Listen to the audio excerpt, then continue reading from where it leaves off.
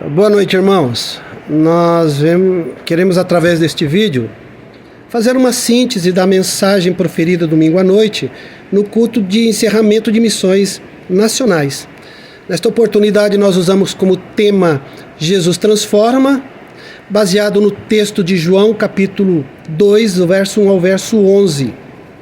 Iniciamos a nossa fala dizendo sobre que missões é a ação de Deus neste mundo, promovendo salvação a todo ser humano caído e numa condição de morte eterna, ou seja, separado de Deus.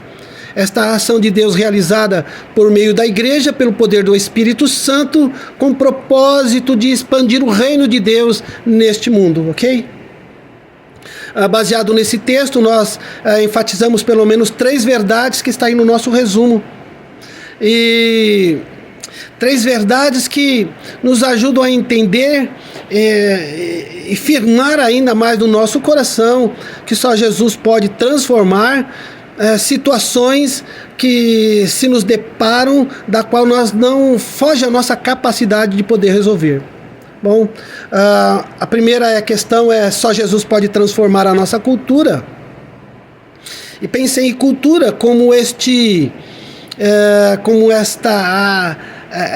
criação humana, essa produção humana. Cultura como regras, como leis, como comportamentos, costumes, produto da humanidade, que tem como função nos levar a viver em sociedade, de forma a usar as nossas virtudes para a realização do bem comum, ok? Então, cultura necessariamente nisso. Mas chega uma hora que a nossa cultura, por exemplo, ela não dá conta das demandas que nós criamos. Por exemplo, nós vivemos dentro de um país onde a cultura da prostituição, da drogadição, da violência cresce a cada dia e nós não temos como dar conta, ok? Bom, no texto que nós abordamos, Jesus ele vai a uma festa de casamento, e nesta festa de casamento ele é um evento cultural. E ali há uma situação onde o vinho acaba, e o vinho era um elemento que simbolizava alegria. E acabando o vinho, geraria-se uma crise sem precedente naquele contexto, gerando problemas para a família, para o noivo, para a família do noivo e para a sociedade que ali estava. Então Jesus entra nessa situação e ele transforma essa situação, ok? Pensando nisso, eu trouxe a ideia para o contexto da nossa vida. Porque Jesus, quando ele é convidado para entrar na nossa vida, para participar da nossa vida, ele vai transformar a nossa vida, a nossa cultura. Ele transforma a nossa maneira de ser, a nossa maneira de pensar, a nossa maneira de agir, a nossa maneira de falar. Jesus ele vai nos transformar, vai nos libertar dos vícios, vai nos libertar de situações que, ora, tendem a gerar mal para a minha vida e para a sua. Como compulsão e outras coisas que nós adquirimos no contexto da nossa cultura. Bom, e quando Jesus é convidado para entrar na nossa vida, ele entra também na nossa família. Família hoje tão desgastada, situações de desgastes relacionais, problema de divórcio, problema de pais e filhos, e quando Jesus entra e ele transforma também a nossa família, ok? Bom, transformando a minha vida e transformando a minha família, nós acabamos fazendo parte de uma igreja, e esta igreja é chamada para participar do projeto redentivo de Deus, ok? De transformar a sociedade onde nós estamos.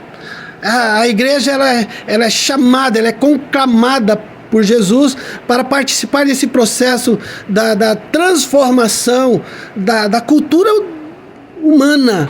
Porque quando você transforma a vida de um ex-viciado, você está ajudando a mudar a cultura dessa sociedade, ok? Então Jesus ele vem para transformar a minha vida, a minha família, e usar a minha igreja para que de alguma forma possa transformar o bairro, a sociedade onde eu estou inserido. Bom, e esse texto nos ajuda a pensar em uma outra verdade, que só Jesus pode transformar a nossa fé. Baseado ali, queridos, ali nas talhas cerimoniais, indico ali uma religião presente naquele contexto. E toda religião tem aqueles que expressam sua fé.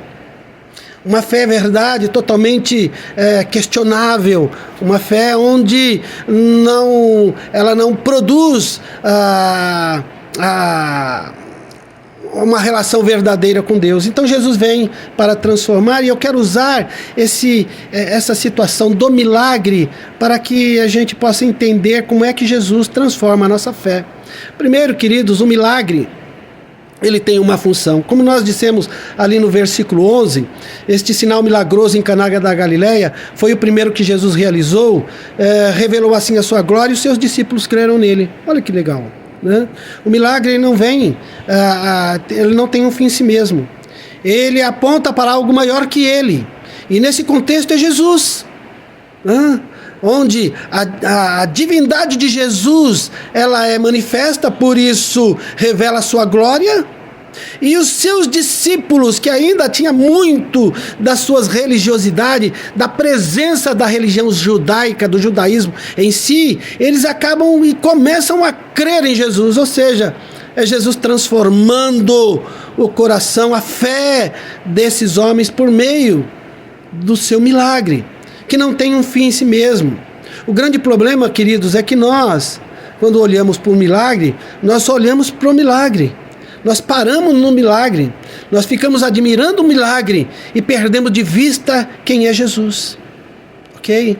Então, quando a nossa postura de vida diante de um milagre é entender que ele aponta para algo maior que ele mesmo. Aponta para Jesus como Senhor e Deus. Bom, o milagre, ele ocorre de uma maneira interessante, na verdade. A gente não consegue descrevê-lo, porque senão não seria milagre. Mas percebam bem, Jesus fala assim, olha, peguem as talhas de água e levem ao mordomo. Nesse trajeto o milagre realiza, ninguém percebeu, não é verdade? Ninguém percebeu como foi. Quando chegou lá, o cara tomou o vinho e falou, é o vinho bom. Ou seja, né? Pensando isso na igreja, a igreja ela vai participar do milagre de Jesus quando ela obedece. Ela não precisa ver para crer. Ela precisa apenas obedecer para que o milagre ocorra na vida das pessoas. Eu preciso apenas aceitar o ID e obedecer ao ID de Jesus. A igreja precisa apenas obedecer a palavra do Senhor Jesus e ir, para que ela veja um milagre acontecer no contexto desta existência.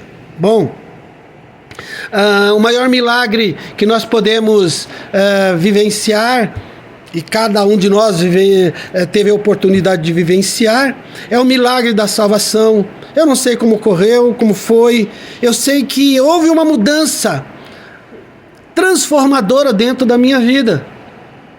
Okay? Eu era assim, agora totalmente diferente. De dentro para fora, é verdade. Porque o milagre de Deus, ele não maquia, ele transforma. Ele tira as nossas máscaras e mostra quem realmente somos em Cristo Jesus. Okay?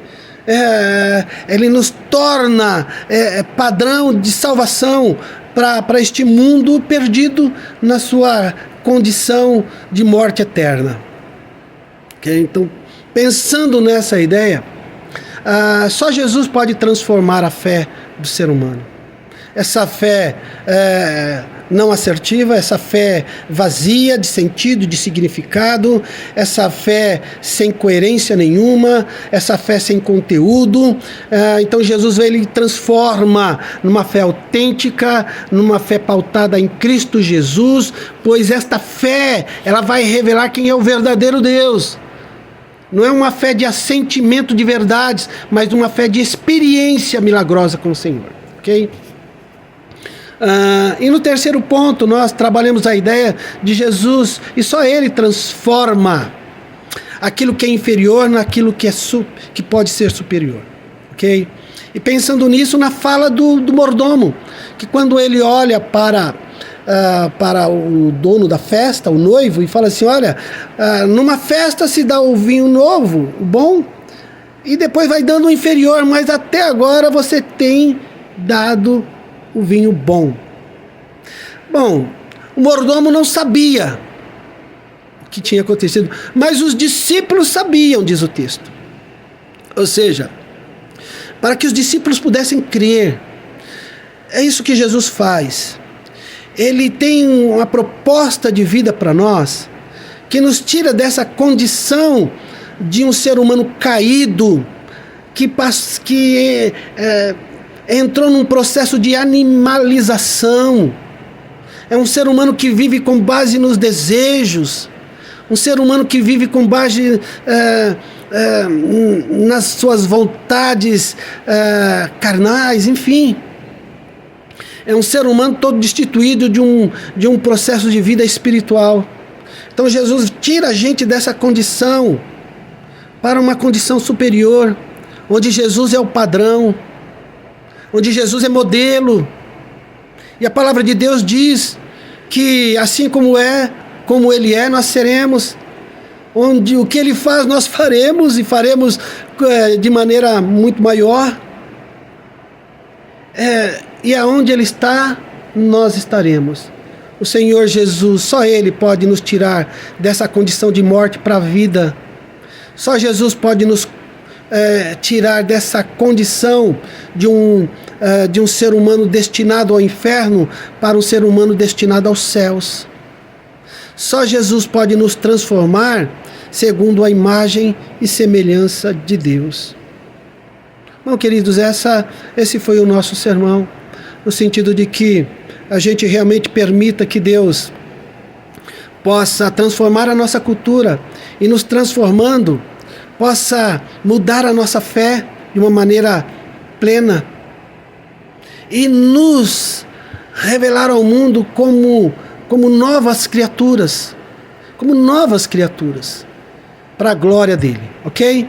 Que você tenha um PGM abençoado, que Deus guarde e abençoe a todos que participarão do seu PGM, ok? Deus abençoe, um abraço a todos, em nome de Jesus, amém e amém.